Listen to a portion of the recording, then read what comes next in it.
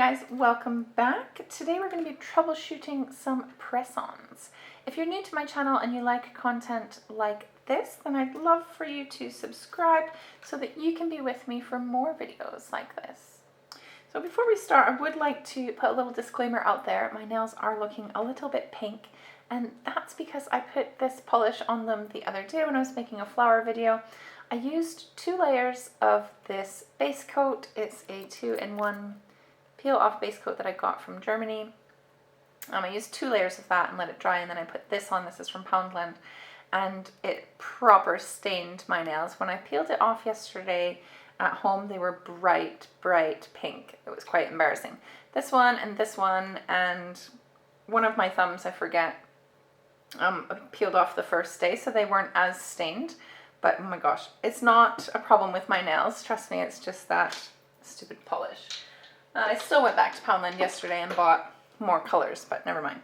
So today we're talking about press-on nails, and there's a couple of reasons that they don't last. So I just thought I'd get into some details with you guys here, just to let you know why they don't last, so that you can get the most out of your press-ons if you're still wearing them.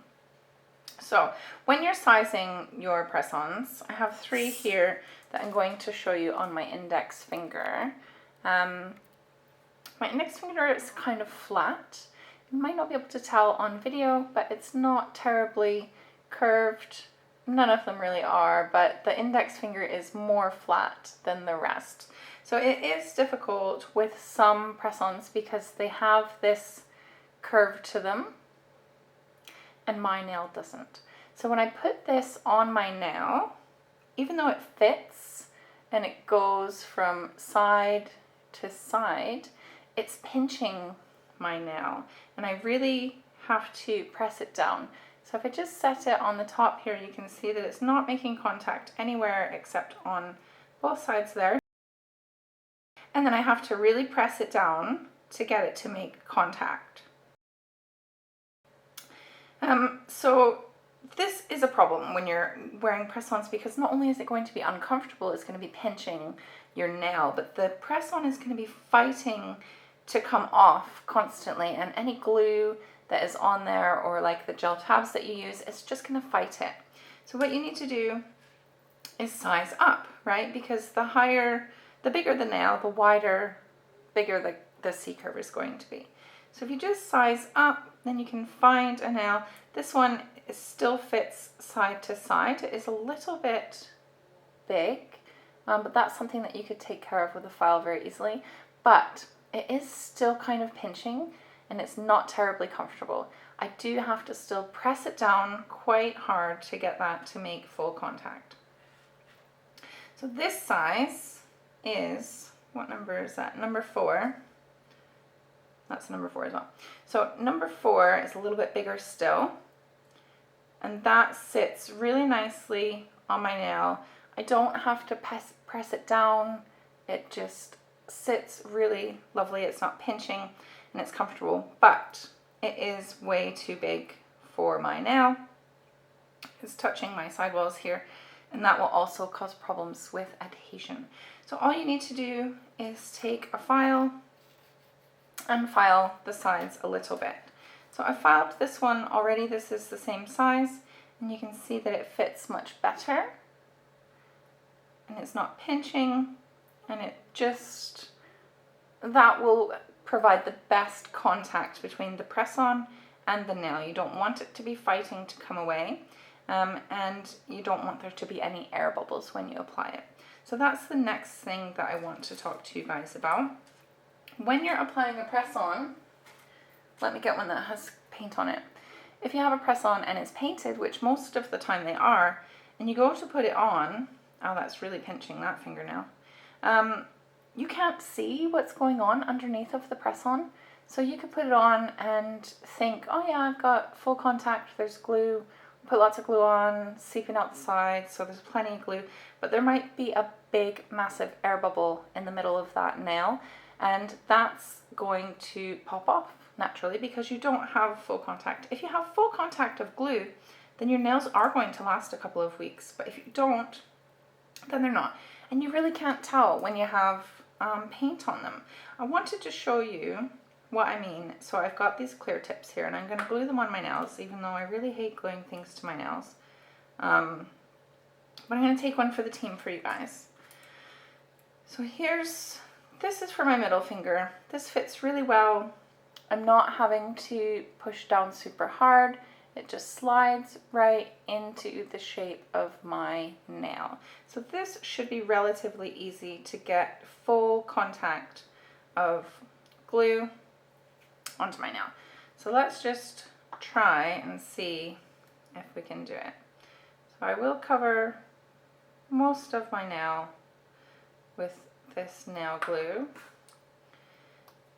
And then I'm going to rock it on to try and make sure that I get full contact.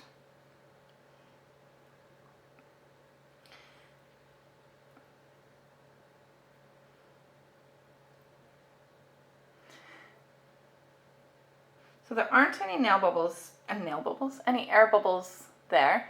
You can see that the nail is stuck all the way down. I didn't put it all the way to my cuticle because I want to take these off very quickly.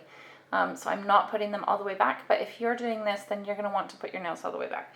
So you can see how easy it is to get full contact of glue onto the nail if you have the right size nail. Let's try this little tiny one on this nail. Remember, this is the one that doesn't fit very well, and I really have to press down to get it to work. So I'll do the same thing. I'll put some glue on my nail.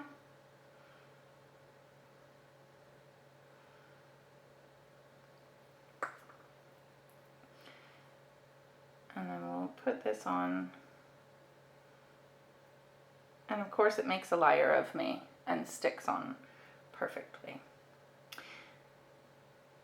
But as you can see, now that I've let go of it, there's a little air bubble just appearing there. And as time goes on, that's going to grow and grow and grow. And then it's going to pop off because that's pinching my nail and it's wanting to come away. That's not happening with this nail because it was full, like it slid right into place. But this has got a nice little air bubble there. Even though when it went on, I thought, oh, that's gone on quite perfectly, there is blatantly a bubble. So this is what I mean, you guys. When you put this on and it's got polish over it, you're not going to be able to tell. I can't feel that that's any different other than it's pinching my nail. And I wouldn't know that there's an air bubble there. Now, let's look at if you don't put enough glue on your press-on. So this nail fits my ring finger beautifully. So now I'm just going to apply a little bit of glue in the center of this nail and kind of hope for the best. And we'll see, because these are clear, you'll be able to see where the glue has spread to and where it hasn't spread to. Here the glue has only got in this area here. Can you see? This is the only spot that managed to get glue. So you really do need to cover your whole nail in glue.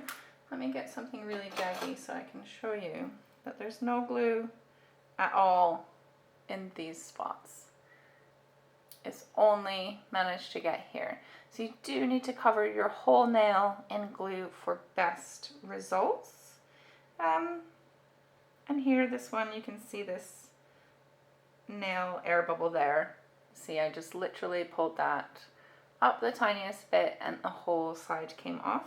This one is glued down really well and I won't even be able to get that underneath to get that off. And that, if this is how your press-ons are glued on, then that's going to last you 2 weeks easily. Unless you have like super long nails and your lifestyle isn't really suited to that, then probably you won't get 2 weeks. But anyways, that's it for this video.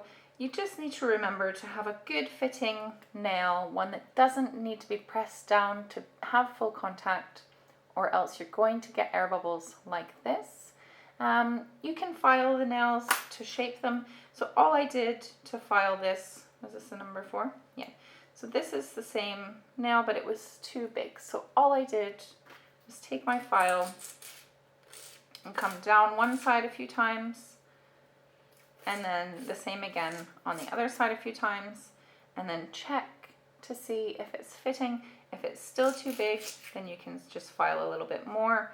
If you file too much, then grab yourself another tip. So that's it.